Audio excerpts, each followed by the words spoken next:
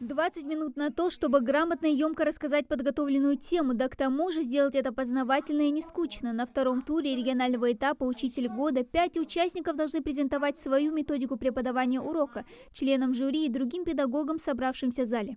Открытие хаоса совпало с тем, что было введено понятие ген как наследственный фактор, единица наследственности, которая несет в себе наши признаки. Генетика, пожалуй, одна из самых интересных тем биологии, уверена Зина Костоева, поэтому с критерием актуальности проблем возникнуть не должно. Учителем биологии она работает всего 3 года. Участие принимает впервые, волнуется. Главная цель для нее не победа, а приобрести новые знания и советы по преподаванию от более опытных коллег. Мы получаем много новых знаний, которые потом будем внедрять в свою личную практику и совершенствовать наш процесс взаимодействия с детьми. А это, по сути, цель нашей работы. Мы воспитываем молодежь, будущее общества.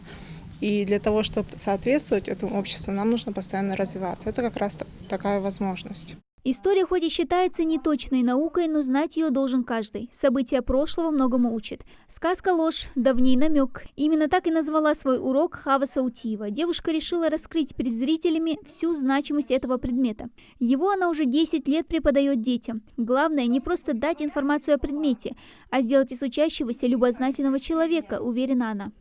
Для нас задача стоит в том, чтобы не научить учащихся определенным знаниям, а то, что они учились всю жизнь, до конца своей жизни. И вот этот вот деятельностный подход, основной метод деятельностного подхода, мне нравится критическое мышление. Не в смысле критики критическое мышление, а в смысле выбора из множества вариантов ответов. Коммуникативность, творческий подход, информационная и языковая грамотность – это лишь несколько из 10 критериев оценки. Каждая из 5 конкурсанток прошла отбор и признана лучшей на муниципальном уровне. Это отмечают и педагоги в зале.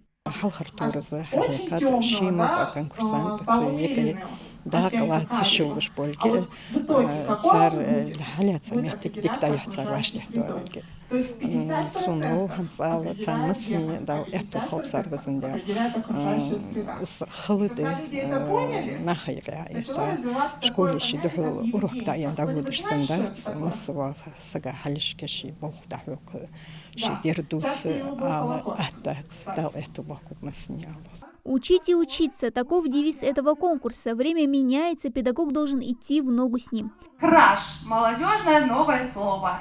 Оно появилось как раз-таки в 2020 году, но уже уверенно чувствует себя в таких контекстах, как «он мой краш», «словить на кого-то краш».